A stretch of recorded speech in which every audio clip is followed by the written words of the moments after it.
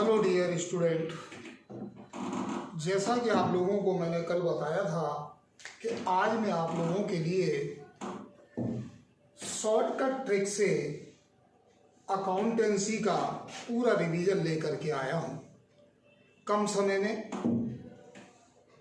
ज़्यादा रिवीजन, चूँकि हम लोगों ने कोर्स पढ़ा हुआ है, सम रिवाइज किए हुए हैं, कुछ कारणवश किसी समय प्रॉपर स्टडी नहीं कर पाए, थोड़ी सी यादें धुंधली हो गई, तो उन यादों को, सवालों को तरोताज़ा कर देता हूँ कुछ शॉर्टकट ट्रिक के माध्यम से। आज मैं आपको पार्टनरशिप के बेसिक कॉन्सेप्ट में किस तरह से सवाल बनाए जाते हैं उसके बारे में ओरल डिस्कस करूँगा। कितने तरह के सवाल होते हैं, एडमिशन में क्या होता है, रिटायरमेंट में क्या होता है, डिसोल्यूशन में क्या होता है, ये एक प्रयास रहेगा। आप ध्यान से सुनिएगा, समझने का प्रयास कीजिएगा। सिस्टम और पैटर्न आपको रिमेंबर करा रहा हूँ, शायद आपको सब याद आ जाएगा। सबसे पहले जनरल पार्टनरशिप बेसिक कॉन्सेप्ट की बात करें तो इसकी डिटेल्स विद थ्योरी मैं आपको ऑलरेडी चैनल के माध्यम से, यूट्यूब के माध्यम से दे चुका हूँ। आज हम न्यूमेरिकल पार्ट्स पर डिस्कस करेंगे कि कितने तरह के बेसिक कॉन्सेप्ट पार्टनरशिप में सवाल होते हैं। मैं आपको बता देता हूं, हमारे बेसिक पार्टनरशिप में 4 तरह के जनरली सवाल पाए जाते हैं। पहला एप्रोप्रिएशन अकाउंट, सिंपल। दूसरा विदाउट एनी एग्रीमेंट, बगैर किसी समझौते के। तीसरा पास्ट एडजस्टमेंट, पूर्व समायोजन। और चौथा गारंटी वाया पार्टनर, साझेदार द्वारा साझेदारों को गारंटी देना।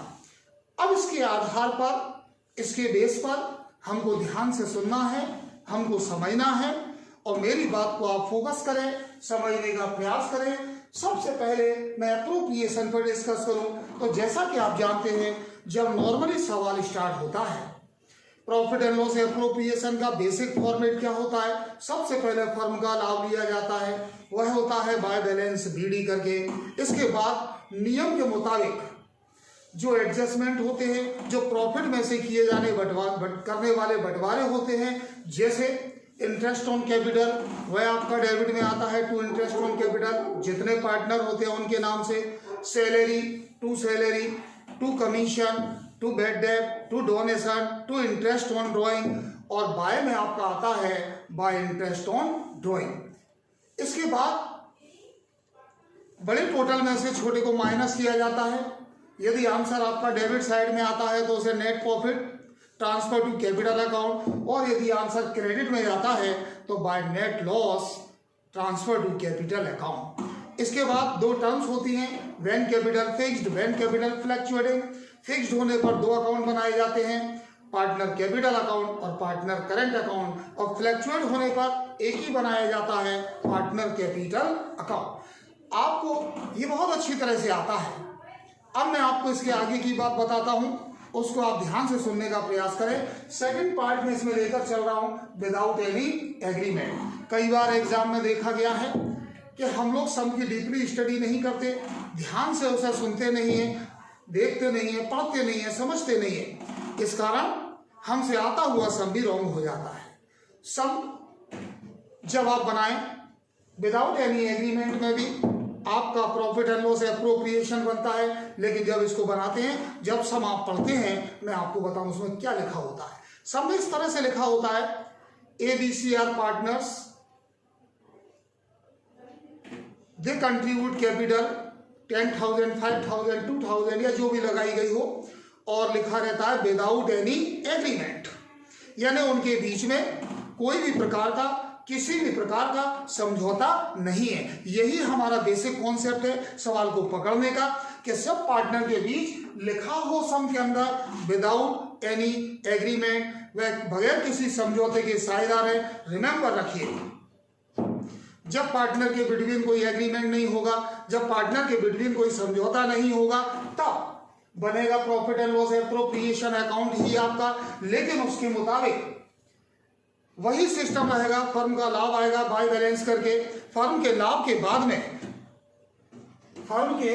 बाद में इसके अंदर इंटरेस्ट ऑन कैपिटल नहीं दिया जाता, सैलरी नहीं दी जाती, कमीशन नहीं दिया जाता, बैड डेट डोनेशन कुछ भी नहीं आता, क्योंकि मैंने आपको थ्योरी में भी बताया था, न्यूमेरिकल में भी बता रहा हूं कि जब पार्टनर्स के बिटवीन कोई एग्रीमेंट नहीं होता, कोई समझौता नहीं होता, तब किसी भी पार्टनर को कोई भी चीज नहीं मिलती है, कोई सैलरी, इंटरेस्ट, कमीशन नहीं मिलता।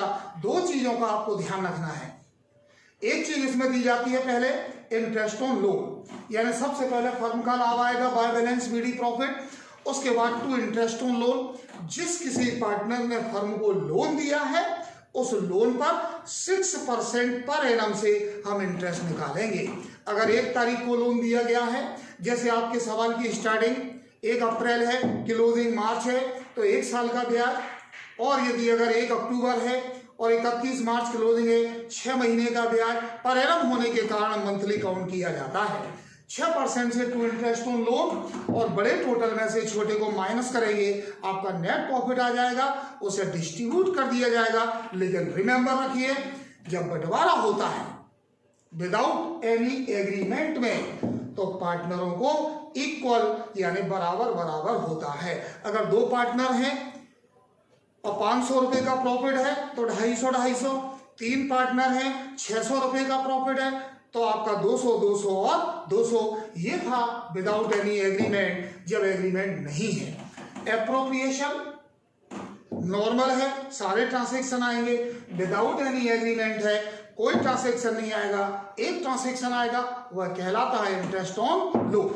इसके बाद मैं डिस्कस करता हूं आप लोगों से पास्ट एडजस्टमेंट। एग्जाम में आता है, कम आता है, लेकिन सिंपल है, आप ध्यान से समझिए। पास्ट एडजस्टमेंट हिंदी में कहते हैं इसे पूर्व समायोजन। पूर्व समायोजन इसको कैसे पहचानें? सवाल में लिखा रहता है, पहचान करना सीख जाएंगे, सवाल बनाना आपको आते हैं। सब में लिखा रहता है ABCR पार्टनर, दे कंट्रीब्यूट कैपिटल 10,000, 5,000, 2,000 रेस्पेक्टिवली। उन्होंने 5,000, 10,000, 2,000 जो भी पूंजी लगाई है क्रमशः, लेकिन उसमें लिखा रहता है फाउंड एट, यह पाया गया वर्ष के अंत में, यानी खाता बंद होने पर यह पाया गया कि इंटरेस्ट ऑन कैपिटल देना भूल गए, मिस्टेक। यह लिखा रहता है इंटरेस्ट ऑन कैपिटल डेबिट कर दिया, यह लिखा रहता है इंटरेस्ट ऑन कैपिटल क्रेडिट कर दिया। पास्ट एडजस्टमेंट के सवाल में 3 ही शब्द ज्यादातर होते हैं, या तो इंटरेस्ट ऑन कैपिटल देना भूल गए, या डेबिट कर दिया, या क्रेडिट कर दिया। इसके लिए हम रनिंग में भी सवाल बना सकते हैं और इसका फॉर्मेट भी बना सकते हैं। और फॉर्मेट का पैटर्न मैं आपको याद दिला दूं, आपको ध्यान है। पहला कॉलम होता है नेम ऑफ द पार्टनर, दूसरा होता है interest on capital debit, interest on capital credit, difference debit और क्रेडिट। इसके बाद हम क्या करते हैं, इसमें वर्किंग नोट बनाते हैं और जितना इंटरेस्ट परसेंटेज बोला गया है उतना परसेंट निकालते हैं। जैसे 3 पार्टनर है ABC, तीनों की कैपिटल का इंटरेस्ट निकाला। इंटरेस्ट निकालने के बाद जैसे 500, 400, 200 इंटरेस्ट आया, निकालने के बाद एक प्रॉब्लम आती है कि इसे डेबिट में लिखें या क्रेडिट में लिखें। तब आपको सम को देखना है।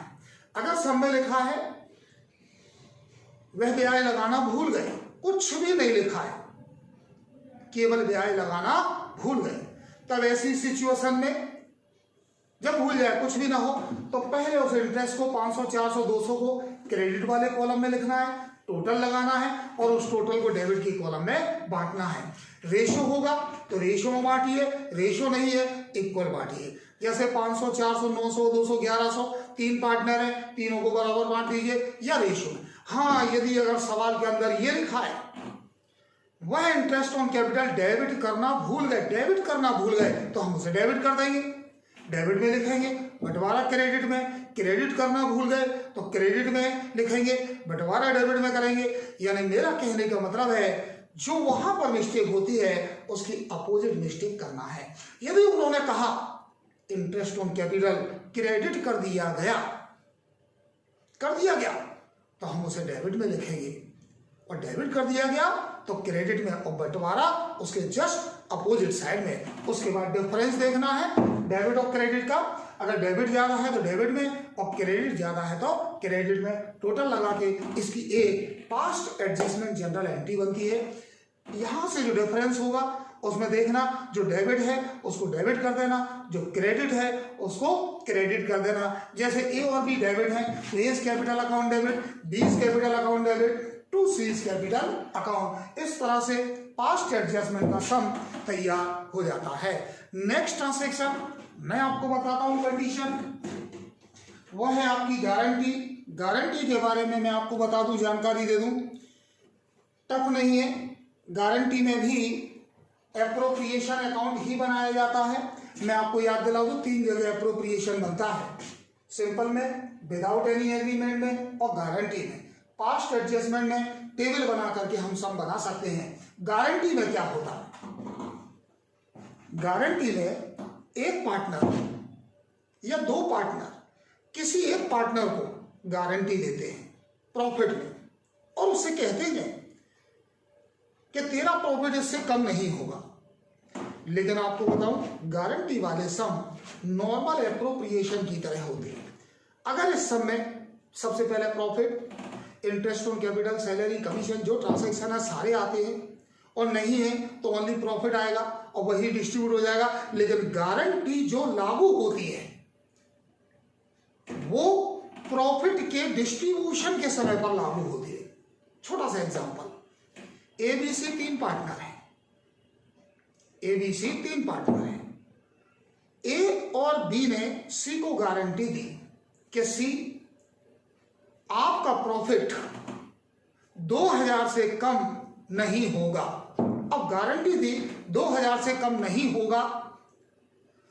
अब सम बनाया, आंसर निकाला, आंसर निकालने के बाद उसका अपन ने रेशियो में डिस्ट्रीब्यूशन किया। मान लो ए को मिले 5000, बी को मिले 4000 और सी को डिस्ट्रीब्यूशन में मिले 1000। इसका मतलब देने के बाद कितना किया था 2000, और बंटवारे में कितने आए 1000। यहां पर गारंटी फेल हो गई, 2 का वादा किया था, 1000 उसे मिल रहे हैं, 1000 रुपया उसे कम मिल रहा है। जो कम मिल रहा है गारंटी किसने दी है बताइए, ए और बी ने। ए और बी ने गारंटी दी है, तो उस पैसे की जो कमी है सी की, उसे कौन पूरा करेगा, ए और बी अपने रेशियो में। जैसे ए और बी और सी 3 है, 3:1 इनका रेशियो है। सी अलग कर दिया तो ए और बी 3 और 2, 3/5, 2/5 में 1000 रुपया देंगे। उसके बाद ए में से और बी में से रकम कम हो जाएगी और सी में प्लस हो जाएगी। इसका अपोजिट देखें, एबीसी 3 पार्टनर है, एबीसी 3 पार्टनर है और या 2 पार्टनर है ए और बी, और बी को गारंटी दी ए ने, तो यहां रेशियो बनाने की आवश्यकता नहीं है। 2 पार्टनर है, एक का शॉर्ट पड़ रहा है अमाउंट, दूसरा दे देगा, लेकिन रेशियो की सिंगल में जरूरत नहीं होती है। लेकिन 1 से 2 से ज्यादा जब होते हैं तो रेशियो देखना, और रेशियो नहीं है तो इक्वली दे देंगे। तो ये होता है गारंटी। याद रखना, गारंटी केवल प्रॉफिट के टाइम पर ही लागू होती है। दूसरी बात, गारंटी के सम बनाते समय ध्यान रखना होगा कि जब प्रॉफिट आएगा, डिस्ट्रीब्यूशन होगा, तब गारंटी आपकी क्रिएटेड हो जाएगी। लेकिन हाँ, हमने गारंटी दी सी को 2000 मिलेंगे, और जब बंटवारा किया और बंटवारे में सी को मिल गए 3000, तो वहां पर ये रूल्स फॉलो नहीं होगा, नॉर्मली बंटवारा हो जाएगा। ये रूल्स तभी फॉलो होता है जब गारंटी से कम रकम मिलती है। मुझे विश्वास है आपको सारी बातें सुनकर के ध्यान आ रहा होगा। यदि आप ध्यान से सुनेंगे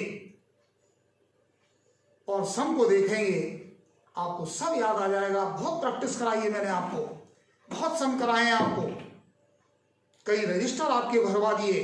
अब आपकी बारी है अपने आप को तैयार करने की। अब इसके बाद इन 4 टॉपिक पर डिस्कस करने के बाद मैं टॉपिक आपको समझाता हूं, गुडविल। आप जानते हैं गुडविल क्या होता है। गुडविल पहचान, प्रसिद्धि, रेपुटेशन और गुडविल 3 प्रकार की होती है, कुत्ते वाली, बिल्ली वाली, चूहे वाली, कैट, डॉग, रैट। आप अच्छी तरह से जानते हैं, आपको डिटेल में समझाया है, लेकिन याद रखना गुडविल के ये तरीके हैं, इसके साथ साथ गुडविल के मेथड भी होते हैं।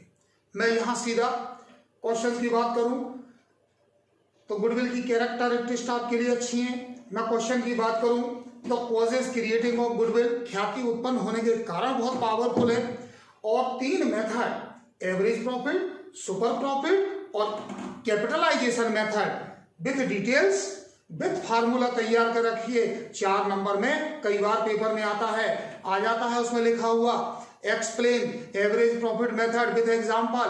तो एवरेज प्रॉफिट के बारे में लिखना है, उसका फार्मूला लिख के देना है। और नहीं आया तो आपको एवरेज प्रॉफिट का, सुपर प्रॉफिट का, कैपिटलाइजेशन प्रॉफिट मेथड का कोई भी एक सम 4 नंबर में, 3 नंबर में दे दिया जाएगा। सबसे पहले गुडविल के मेथड में मैं आपको बताता हूं एवरेज प्रॉफिट मेथड। एवरेज औसत लाभ आधार विधि, बहुत सिंपल फार्मूला है। जितने साल के प्रॉफिट होते हैं उनको जोड़ दिया जाता है और उतने का भाग दे दिया जाता है। Total profit of the year upon number of year. 5 साल के प्रॉफिट है, 5 को जोड़ो, 5 का भाग दे दो। इन 5 साल के प्रॉफिट में यदि कोई लॉस आ गया और 4 प्रॉफिट है तो 4 प्रॉफिट को जोड़ो, 5वें लॉस को माइनस करो, लेकिन डिवाइड बाय 5 ही होगा क्योंकि 5 साल है, तो एवरेज प्रॉफिट आएगा। फिर सवाल में लिखा होगा calculate goodwill twice year of the purchase, 2 वर्षों के आधार पर, 3 वर्षों के आधार पर। तो हमको गुडविल फाइंड करने के लिए एवरेज प्रॉफिट में 2 का 3 का इंटू कर देना है। कभी कभी इन प्रॉफिट के अंदर लिखा आता है including non recurring nature expenses, तो जिस ईयर में शामिल हो उसमें से घटाकर एवरेज बनाना। एवरेज प्रॉफिट मेथड सिंपल है, आपको समझ में आ गया होगा, आप देखेंगे और आ जाएगा। दूसरा मैं डिस्कस करता हूं सुपर प्रॉफिट मेथड, अधिलाभ आधार विधि। 3 स्टेप में सॉल्व होता है। पहले इसमें नॉर्मल प्रॉफिट निकलता है, सामान्य लाभ, फिर इसमें सुपर प्रॉफिट निकलता है, अधिलाभ, फिर इसमें गुडविल फाइंड होती है। नॉर्मल प्रॉफिट कैसे बनता है वह बात सुनिए। नॉर्मल प्रॉफिट निकालने के लिए सबसे पहले फॉर्मूला होता है नॉर्मल प्रॉफिट बराबर capital employed into rate upon 100। जैसे 10,000 की कैपिटल, 10% रेट, 1,000 आपका नॉर्मल प्रॉफिट। फिर आपको सुपर प्रॉफिट निकालना है। सुपर प्रॉफिट निकालते समय आपको ध्यान रखना है average profit minus normal profit. यहां भी एक बात याद रखना है, कभी कभी एवरेज प्रॉफिट सब में दिया होता है, 10,000, 15,000, 5,000 जो भी है, और कभी कभी एवरेज प्रॉफिट नहीं होता है, उसकी जगह पर 4 साल के, 5 साल के लाभ होते हैं। तो पहले एवरेज बनाना पड़ेगा, 4 साल के लाभ को जोड़ना, 4 का भाग देना, एवरेज आएगा, एवरेज में से नॉर्मल घटाना, सुपर आएगा। लेकिन कभी कभी एवरेज प्रॉफिट भी होता है, नॉर्मल हम निकाल लेते हैं और सब में लिखा होता है रेंट ड्यू टू लैंडलॉर्ड, भूस्वामी को दे किराया। तो पहले उस किराए को, उस ड्यू रकम को एवरेज प्रॉफिट में से कम करना, उसके बाद नॉर्मल प्रॉफिट को घटाना, आपका सुपर प्रॉफिट आएगा। उस सुपर प्रॉफिट में आप इनटू कर देना, 2 गुना, 3 गुना, 4 गुना, जो कहा गया हो, आपका आंसर आ जाएगा। तीसरा और आखिरी टॉपिक मैं बताता हूं capitalisation method. Capitalisation method 2 base पर चलता है, बाय द एवरेज और बाय द सुपर। औसत के आधार पर, अधिलाभ के आधार पर। पहले मैं बाय द सुपर की बात करूं तो सुपर के लिए पहले आपको नॉर्मल प्रॉफिट निकालना है, capital employed into rate upon 100। उसके बाद आपको एवरेज प्रॉफिट ढूंढना है, दिया है तो ठीक है, नहीं दिया तो कंप्यूट करना है। उसके बाद आपको सुपर प्रॉफिट बनाना है, सुपर एवरेज माइनस नॉर्मल। जब सुपर प्रॉफिट आ जाएगा आपका, तब आपको गुडविल फाइंड करना होती है। और ध्यान रखिएगा, गुडविल फाइंड करते समय super profit into 100 upon rate, और बाय द एवरेज है तो इसका एक फार्मूला और भी होता है जो हम डायरेक्ट ला सकते हैं बाय द एवरेज में। गुडविल बराबर average profit into 100 upon rate, bracket बंद, और माइनस नेट असेट्स या कैपिटल एम्प्लॉयड। आप करके देखिएगा, जो डिस्कस हो वह आप मुझसे क्लियर कर सकते हैं। अब हम एडमिशन की तरफ बढ़ते हैं। आप ध्यान से सुनिए, समझिए एडमिशन में क्या होता है। एडमिशन में जाने से पहले मैं आपको कुछ छोटी छोटी बातें याद दिलाऊंगा। 1 सेकंड का ब्रेक ले रहे हैं, उसके बाद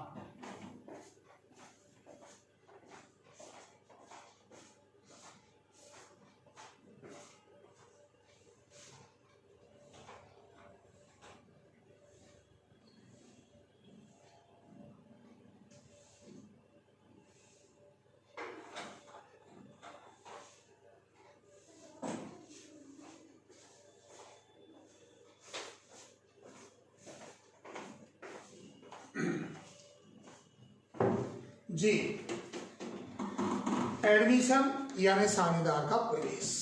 इसके अंदर पहला क्वेश्चन तो यही बनता है, explain necessities of admission of partner. नए साझेदार के प्रवेश की आवश्यकताएं बताइए। एक नए पार्टनर को फर्म में क्यों प्रवेश दिया जाता है?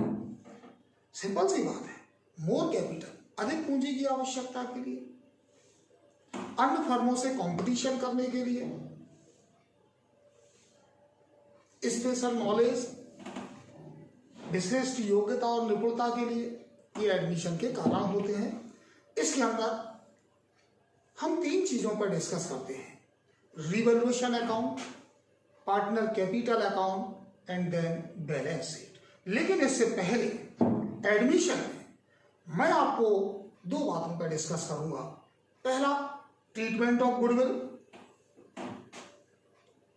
Accounting standard 26, treatment of goodwill और रेशियो। पहले शॉर्टली में रेशियो पर बात करता हूं। रेशियो, सैक्रिफाइस रेशियो निकाला जाता है on the time of admission. जब साझेदार का प्रवेश होता है तब सैक्रिफाइस रेशियो होता है, त्याग अनुपात।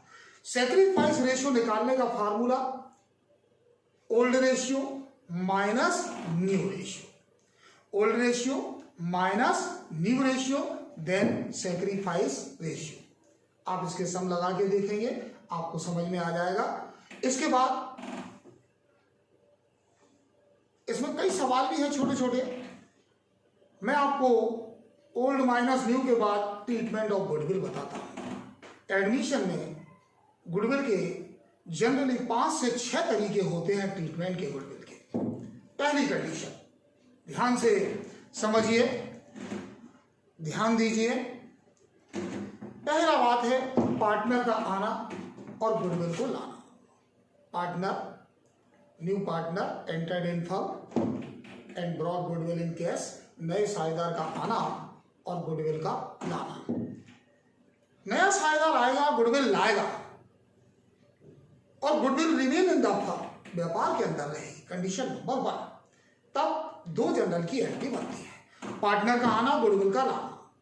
कैश अकाउंट डेबिट या bank account debit to premium for goodwill. ये पार्टनर गुडविल ला रहा है, गुडविल को डिस्ट्रीब्यूट किया जाता है। Premium for goodwill account debit to old partner capital account. Partner का आना, गुडविल का लाना, 2 एंट्रियां। Cash account debit to premium for goodwill और premium for goodwill debit to old partner, क्योंकि जो गुडविल आती है उसे पुराने पार्टनर आपस में शेयर कर लेते हैं, बांट लेते हैं। नेक्स्ट, दूसरी कंडीशन, पार्टनर का आना, गुडविल का लाना, यानी new partner entered in the firm brought goodwill in cash but old partner withdrawn the amount of goodwill. किंतु पुराने साझेदार गुडविल को विथड्रॉन कर लेते हैं। तब ऐसी सिचुएशन में 2 बातें आई, साझेदार आ रहा है, गुडविल ला रहा है, तो 2 एंट्री, वही फर्स्ट 2, और गुडविल विथड्रॉन हो रही है तो 1 एंट्री और बढ़ गई। टोटल एंट्री कितनी हो गई? 3। Cash account debit to premium for goodwill, goodwill लाने की, premium for goodwill to old partners capital account, goodwill को डिस्ट्रीब्यूट करने की, और गुडविल को पुरानों ने विथड्रॉन कर लिया, पुरानों ने विथड्रॉन कर लिया तो old partner capital account debit to cash account. ये 3 बातें। फर्स्ट कंडीशन पार्टनर का आना, गुडविल का लाना। दूसरी कंडीशन पार्टनर का आना, गुडविल का लाना, लेकिन ओल्ड पार्टनर द्वारा गुडविल को विथड्रॉन कर लेना। कंडीशन नंबर 3, पार्टनर का आना, new partner entered in the firm, लेकिन गुडविल का नहीं लाना, बल्कि उसका मूल्यांकन करना, वैल्यूएशन करना। जब पार्टनर आता है, गुडविल नहीं लाता है, वैल्यूएशन होता है, यहां टर्म्स एंड कंडीशन बदल जाती है और एक ही एंट्री बनती है, और वह होती है, क्या होती है?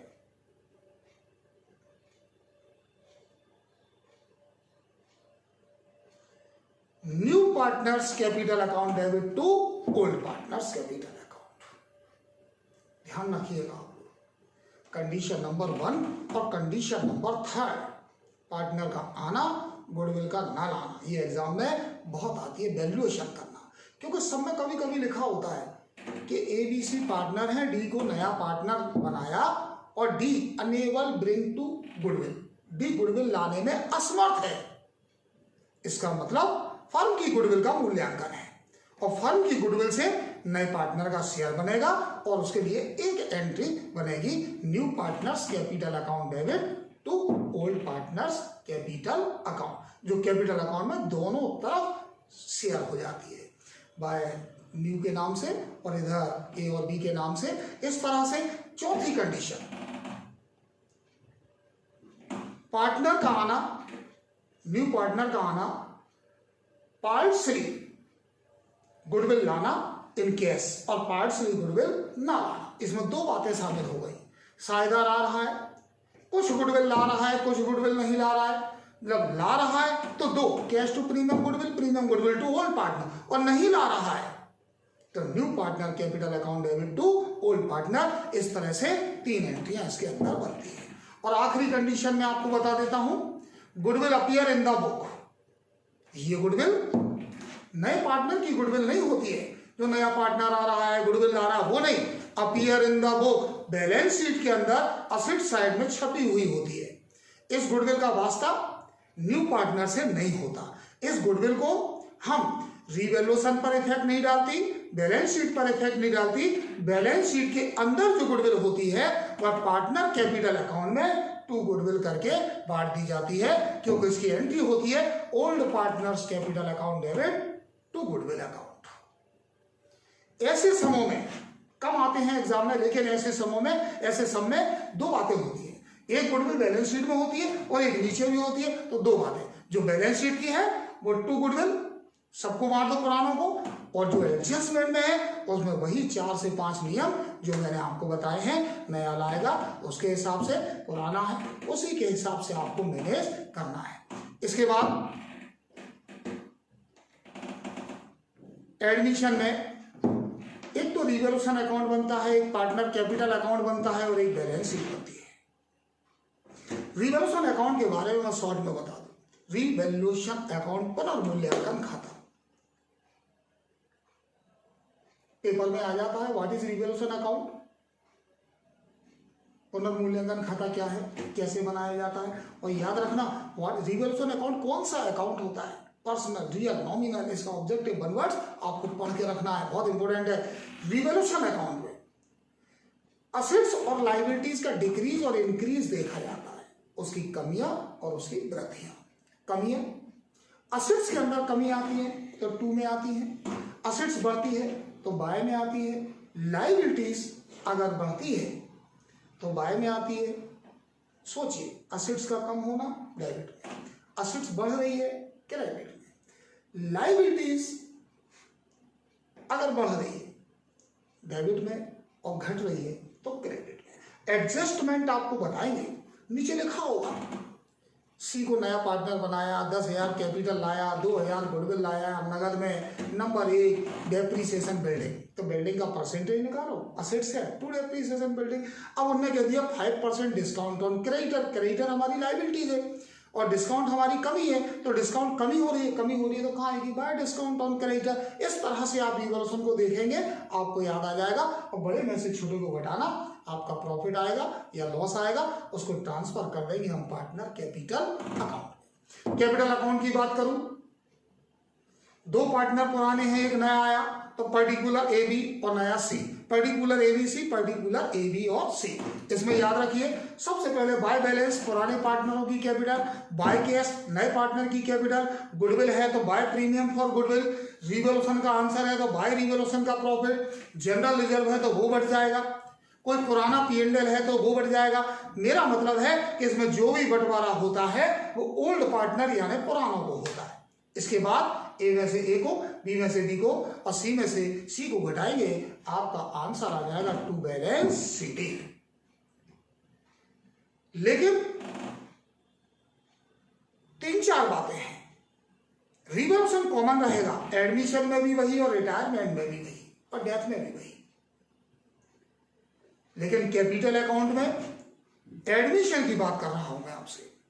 अगर नॉर्मल सवाल है तो जैसा मैंने बताया वैसा रहेगा, लेकिन कभी कभी उसमें 2 बातें आ जाती है। नीचे एडजस्टमेंट में लिखा होता है कि सी को नया पार्टनर बनाया, गुडविल तो लाया लेकिन कैपिटल नहीं लाया, यानी नए पार्टनर का आना और कैपिटल का ना लाना।